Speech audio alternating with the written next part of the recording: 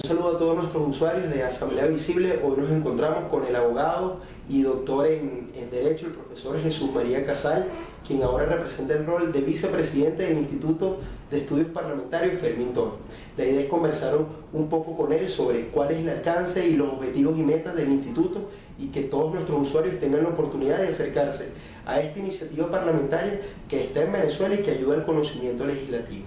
Muy buenas tardes, profesor, y bueno, bienvenido. Gracias, muy buenas tardes. La pregunta con la que arrancamos es saber y conocer cuáles fueron las motivaciones para dar inicio a la creación del Instituto de Estudios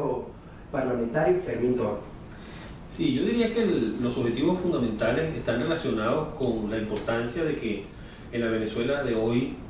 porque la creación del instituto es reciente, fortalezcamos el Parlamento. Es decir, hay una inquietud en el sentido de fortalecer las funciones de control que ejerce el Parlamento, sus tareas también legislativas. Al mismo tiempo hay un interés anterior a la situación, digamos, actual, hay un interés previo de tipo académico en el sentido de estudiar los temas del derecho parlamentario, en virtud también de la importancia de comparar experiencias con otros países. Pues los miembros del instituto teníamos ese interés por los temas del derecho parlamentario, y nos parece que en Venezuela es importante colocar en las palestras públicas esos debates sobre el Parlamento, sobre la importancia del Parlamento en las democracias, sobre la evolución que se está dando en distintos sistemas políticos, en los cuales se observa una tendencia a un cierto predominio del Poder Ejecutivo y una pérdida de centralidad del Parlamento, que es una tendencia que tiende a ser muy generalizada. Sin embargo, desde el punto de vista estructural, de concepto, el Parlamento sigue siendo una institución esencial en la democracia. Entonces, pues es muy importante hacer ese seguimiento a cómo están funcionando los parlamentos en estudios de derecho comparado, pero también el estudio de la realidad venezolana, no solamente el funcionamiento de la Asamblea Nacional, sino también de los consejos legislativos, consejos municipales. Actualmente uno de los temas que queremos estudiar se relaciona con la creación de comunas y cómo también esas comunas van a conformar parlamentos, los llamados parlamentos comunales. Pues esa es una experiencia a la cual también queremos hacerle seguimiento, así como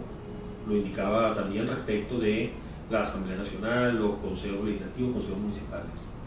Eso marca también parte de los objetivos del Instituto Fermín Toro, y si dijéramos unas metas que quisiera lograr el instituto, ¿qué metas establecería usted o qué metas puede diferenciar? Bueno, yo diría que estamos tratando de empezar con metas no demasiado ambiciosas, ¿no? Que luego uno no pueda cumplirlas. Queremos desarrollar una línea de trabajo en materia de formación, es una de las líneas de trabajo, porque es otro de los objetivos del instituto. Para precisamente fortalecer el Parlamento es también generar debates y actividades de formación en el campo del derecho parlamentario y del funcionamiento de los parlamentos.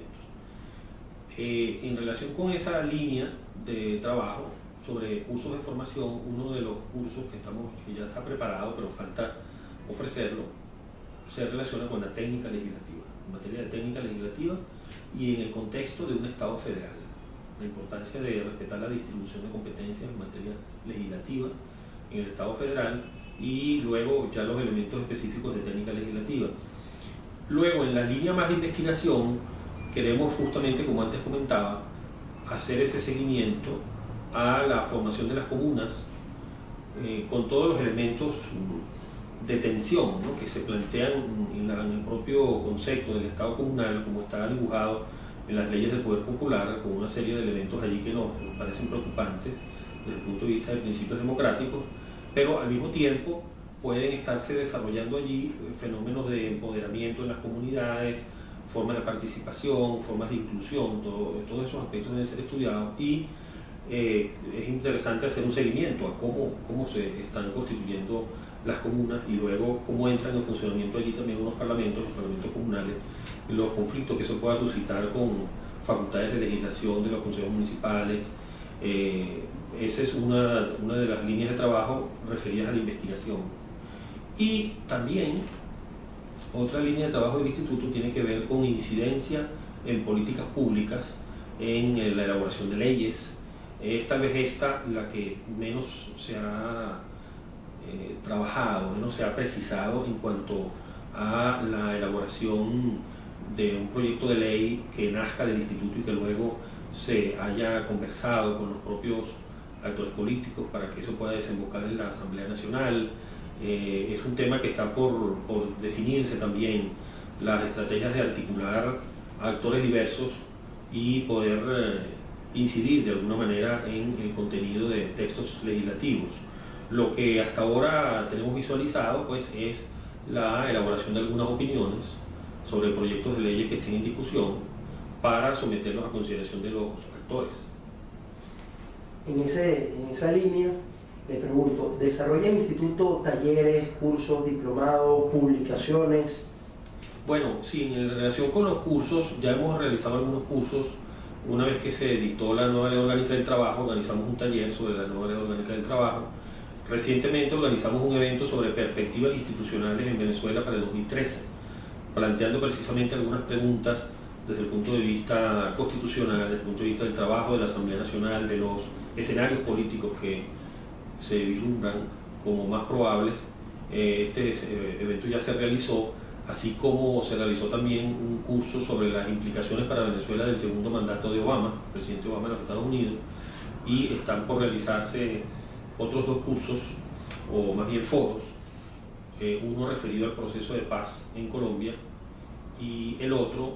referido a las implicaciones económicas, la significación económica de medidas que han sido adoptadas recientemente por el gobierno. ¿Cómo hacen las personas para contactarlos, poder ubicar las actividades que hace el instituto? Estamos por terminar de montar la página web del instituto, pero de momento lo que sí puedo luego facilitarle es un correo electrónico, una dirección de correo electrónico del instituto, a través del cual puede haber una comunicación, o también a través del teléfono del instituto, pues se puede hacer un contacto. Revisamos en la página web que está ahorita disponible del instituto que ustedes generan algunas propuestas para los parlamentos nacional de venezolanos y el parlamento a nivel internacional. La pregunta en concreto es la siguiente: ¿ha generado ahora a la fecha del instituto alguna propuesta para la Asamblea Nacional? Bueno, eso es lo que le decía, que es un área que nos falta terminar de perfilarla, ¿no? Cómo terminar de canalizarlo. Un poco lo que hasta ahora hemos visualizado como objetivo es que el instituto pueda tener estudios sobre temas que estimemos que deben ser discutidos en la Asamblea Nacional como proyectos de ley. De manera que si llega a ser una necesidad de la Asamblea elaborar un proyecto de ley sobre una materia, exista ya un estudio a tener en cuenta, a considerar, ¿no?, para el contenido luego de esa ley, y probablemente una vez que la Asamblea este año apruebe su programa legislativo anual, eso da unas indicaciones de cuáles son los temas sobre los cuales la Asamblea entiende que debe existir una ley, y eso permitiría pues profundizar algunos de los temas en función de esas prioridades que señale la Asamblea para poner a disposición de quienes tengan interés esos estudios. Si valoráramos el desempeño de la Asamblea Nacional, ¿cómo lo ve el Instituto en materia de Contraloría y en materia de legislación? Bueno, al respecto vemos con preocupación que ha sido más bien escasa la actuación de la Asamblea Nacional en su labor de control. Es una tarea fundamental del Parlamento, el ejercicio del control sobre el gobierno, sobre la administración, pero claro, el ejercicio de esas labores de control presupone una determinada visión sobre el papel del Parlamento. Pues el Parlamento no debe ser un escenario simplemente de bloqueo de cualquier iniciativa que pueda presentar la oposición, sino que las propias mayorías oficiales o progubernamentales deben entender que es fundamental la creación de comisiones de investigación, la activación de esos mecanismos de control previstos en la Constitución para generar confiabilidad en las instituciones, transparencia. En definitiva, la creación de una comisión de investigación no implica una censura de por sí, sino que implica simplemente que se va a investigar, que se van a utilizar los mecanismos constitucionales, y luego eso terminará en la discusión sobre un informe que se debe someter a votación, y luego, si ese informe es aprobado, pues luego también el tema se va a discutir en la plenaria. Es decir, que no se trata aquí de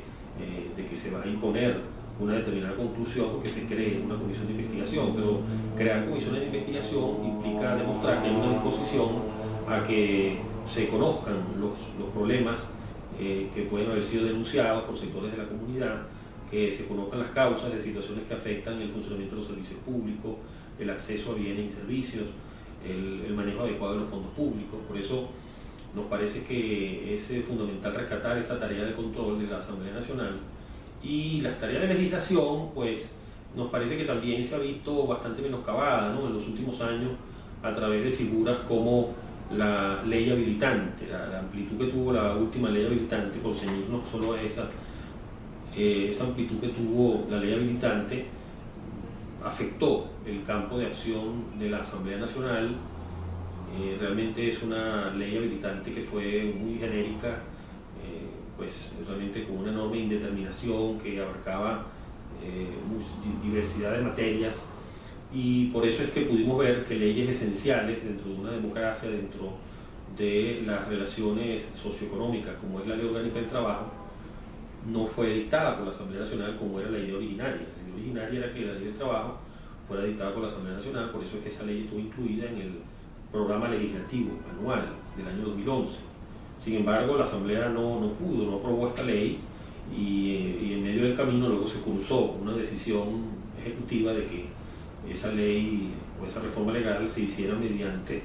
habilitante a través de decreto ley. Pero esa ni siquiera era la intención original de la Asamblea Nacional, es decir, que eso ni siquiera era la intención incluir tal reforma dentro de la ley habilitante, sino que fue algo que surgió ex post. Posteriormente, desde el Ejecutivo vino tal lineamiento, pero es una demostración de cómo leyes tan fundamentales, ¿no?, que requieren además un gran consenso, una discusión entre distintos actores, el sector laboral, el sector empresarial, con intervención también del gobierno, esa deliberación amplia y en la búsqueda de consensos no pudo realizarse porque fue abandonado el espacio parlamentario y se siguió en un camino que siempre genera una mayor opacidad, como es el camino del decreto ley. Bueno, agradecemos su gentileza, profesor, por recibirnos. Por último, un mensaje que le dé a los jóvenes que le apasione el tema legislativo. Sí, mira, yo diría que ciertamente es un tema muy bonito, el del tema del Parlamento, es un tema importante, porque el Parlamento es ese espacio público de deliberación, que debe ser un espacio de deliberación racional, de confrontación de ideas, de entender cómo la democracia maneja y debe manejar de manera armoniosa esos dos elementos, el elemento de la diversidad, de la disparidad política, de las discrepancias, y al mismo tiempo el elemento de la pertenencia a una misma comunidad política, es decir, el elemento de integración dentro de un mismo marco constitucional, porque precisamente el Parlamento es ese espacio de pluralismo, y el pluralismo precisamente tiene las dos facetas. El pluralismo refleja también la diversidad, las discrepancias que el mismo pluralismo quiere permitir, y al mismo tiempo el pluralismo implica que hay una garantía para esa diversidad, que no hay posiciones que van a estar de entrada descalificadas o que van a estar de entrada en un terreno de la ilicitud, sino que todas van a concurrir, a veces apoyadas por las mayorías, a veces no, pero dentro de un marco que garantiza los derechos de todos. Y si alguna institución debe ser ese espejo del pluralismo, es precisamente la Asamblea Nacional. Por eso me parece que si ciertamente en la Venezuela de hoy creo que una gran bandera de lucha tiene que ser el pluralismo, rescatar el pluralismo, construir espacios de pluralismo, pues hay que empezar por el Parlamento.